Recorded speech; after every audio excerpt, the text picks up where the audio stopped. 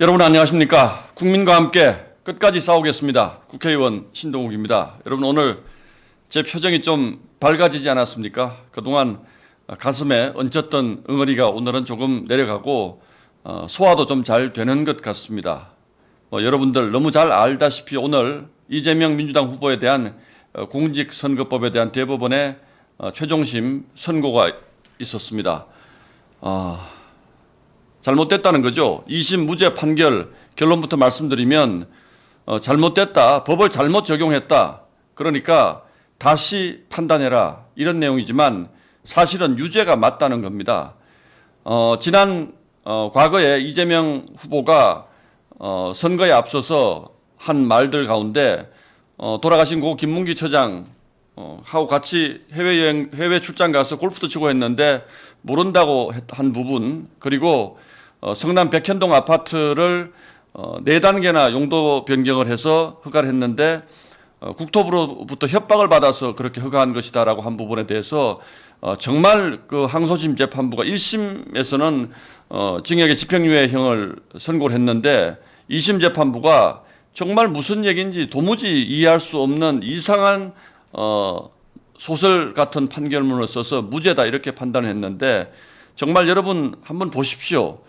조희대 대법원장이 그 공개 방송에 그대로 생방송으로 공개를 했습니다. 틀린 말이 단 한마디도 없습니다. 이거 이렇게 판단하면 안 된다는 거죠. 그러나 저희가 그동안 워낙 뒤통수를 많이 맞아서 정말 조심스러웠습니다만 상식의 승리고 정의의 승리고 공정의 승리입니다. 우리나라 사법부가 아직은 살아있다라는 것을 보여준 너무나 지극히 당연하고 상식적인 선고입니다. 제가 왜 이런 말씀을 드리냐 하면 지난 2심에서 무죄가 선고됐을 때 정말 대부분의 법조인들 또 민주당 성향의 변호사들도 이게 무슨 얘기지? 라고 이해 못하겠다는 표현들을 많이 썼기 때문에 당연히 그렇게 될 것을 알면서도 이제 선거가 한 달 앞으로 다가왔기 때문에 이거 그냥 선거를 이재명 후보 편하게 치르게 하려고 무죄 확정해 주는 것 아니냐, 이런 걱정을 굉장히 많이 했던 것도 사실입니다. 그만큼 우리가 사법부를 못 믿게 된 거죠. 그런데 오늘 조희대 대법원장이 설명한 것을 보면 명쾌합니다. 이게 상식입니다. 못 알아들을 얘기가 초등학생이 들어도 못 알아들을 얘기가 하나도 없어요. 이게 큰 흐름에서 보면 이재명 후보가 김문기 전 처장을 몰랐을 리 없다. 그리고 백현동 아파트에서 협박이라는 건 말이 안 된다. 전후 맥락으로 봤을 때. 그리고 이것이 일반인들의 그냥 단순한 착오라든지 허위 진술과는 차원이 다른 문제다. 선거를 앞두고 유권자들에게 큰 오해를 불러일으킬 만한 중대한 사실의 왜곡이기 때문에 이거는 공직선거법상으로 보면 분명히 잘못된 것이다. 다시 판단해라. 이렇게 명쾌하게 설명을 해줍니다. 그래서 제가 지금 이렇게 해서 선거가 어떻게 될지 아직 알 수 없습니다만, 그래도 그동안 정말로 이상한 논리를 들으면서 가슴에 쌓였던 응어리와 분노가 조금은 풀립니다. 6월 3일 날 대통령 선거를 치러야 하고, 그러기 위해서는 5월 10일, 11일 날 대통령 후보 등록이 있습니다만, 어쨌든 5월 1일 날 이렇게 서둘러서 대법원이 판결을 내려준 것은 민주당에게도 열흘 정도 시간이 남았으니까 너희들 한번 후보 교체하는 문제도 한번 잘 판단할 시간을 줄게, 이런 취지라고 저는 생각을 합니다. 지금 민주당 난리가 났습니다. 지금 제가 기자회견하고 돌아오는데 의원들 급히 의원총회 한다고 지금 회의실로 모이는 걸 보고 왔습니다만, 이렇게 되면 민주당은 물론 대통령 되면 다 끝난다라고 지금 우기고 있는 것 같은데, 국민이 바보입니까? 대통령 선거에 나설 자격조차 없다는 것이 대법원에서 확정된 범죄자를 대통령 후보로 내세워서 당선만 되면 끝난다. 이게 말이 됩니까? 자, 그리고 민주당 의원들 뭐라고 지금 올리냐 하면, 김용민 의원, 법조 카르텔은 하나도 변하지 않았습니다. 정치 검찰에 이어 대법원의 쿠데타이자 내란 행위입니다. 대법원의 내란이라는 거예요. 그 말을 들어보십시오. 뭐가 내란입니까? 거기에 틀린 말이 어디가 있습니까? 김병기 의원, 이것들 봐라. 사법 권력이 헌법 질서를 무시하고 입법 행정 권력까지 장악하겠다는 거지. 지금 무슨 얘기하는 겁니까? 지금 이재명이 대통령 돼가지고 입법, 사법, 행정 다 장악하겠다는 것을 막아야 한다고 국민들이 얘기하고 있는데 사법 권력이 입법, 행정 권력까지 장악하겠다는 거지. 한 달만 기다려라. 이렇게 얘기를 합니다. 최민희 의원, 대법원의 대선 개입, 내란 수계, 윤석열 친구 조희대의 사법 쿠데타, 내란 세력의 뿌리가 깊고 넓습니다. 내란 세력 일소를 위해 악착같이 싸웁시다. 시민 여러분, 이재명을 지켜주십시오. 이렇게 얘기합니다. 민주당이 원래 이런 정당입니다. 저희가 어떤 판결을 받았을 때는 왜 맨날 저희한테 승복하지 않느냐, 사법부의 결정을 승복하지 않느냐 이런 얘기하면서 저희가 승복 안 한 적 있습니까? 지난 항소심 재판부 저도 그렇게 얘기했습니다.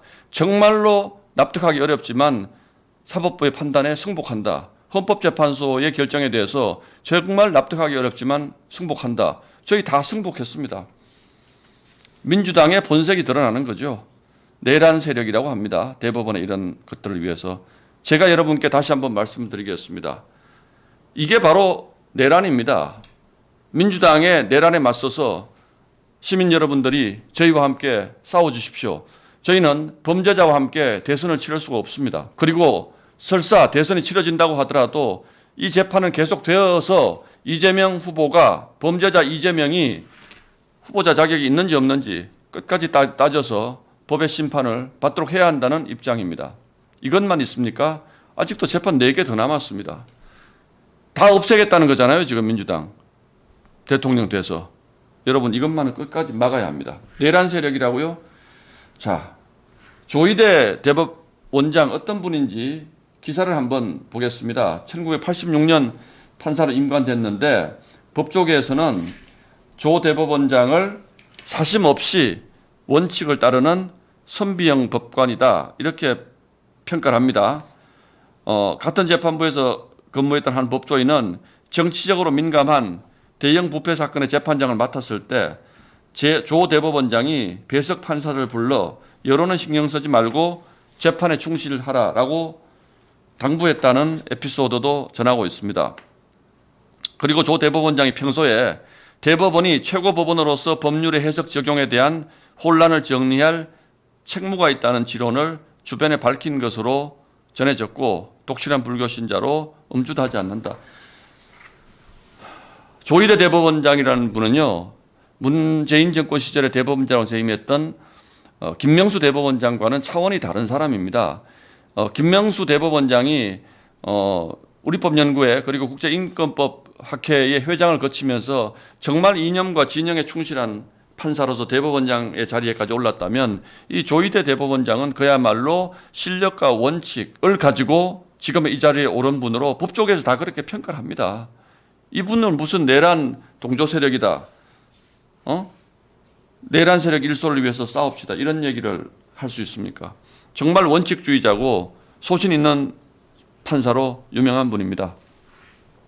자, 이제 파기환송이라고 하는 것은 고등법원으로 다시 이 사건을 돌려보냈지만 이거 유죄 맞다라는 겁니다. 그렇기 때문에 1심에서 선고했던 징역의 집행유예형 이상이 최소한 저는 나오리라고 봅니다. 다만 문제는 시간이겠죠. 앞으로 그럼 어떻게 할 것인가?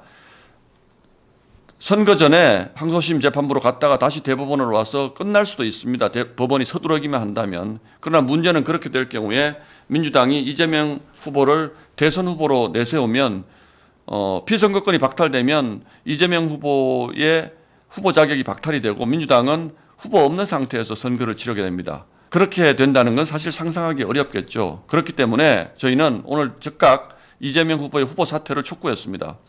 민주당이 앞으로 열흘 동안의 시간이 있으니까 이미 경선을 치러봤지 않습니까? 다른 후보들 나와서 새로운 후보로 뽑아야죠. 어떻게 이런 범죄 혐의를 가지고 있는 사람이 대통령 선거에 나설 수가 있겠습니까? 그리고 앞으로 대통령이 됐는데 재판이 계속 진행돼서 피선거권이 박탈되고 나면 대통령 자격이 그때 가서 박탈이 되는 겁니다. 그러면 그 혼란과 그 국가적 비용 그리고 국론 분열 어떻게 감당하겠습니까?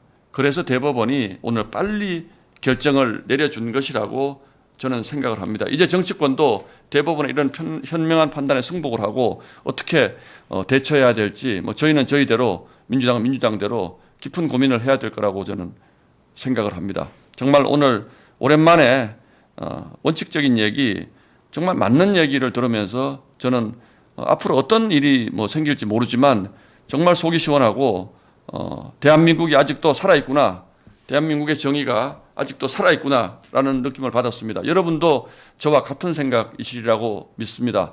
자, 이제 한 단계 넘어섰습니다. 저는 이 문제, 대한민국의 정의가 완전히 실현될 때까지 여러분들과 함께 열심히 싸워나가도록 하겠습니다. 고맙습니다.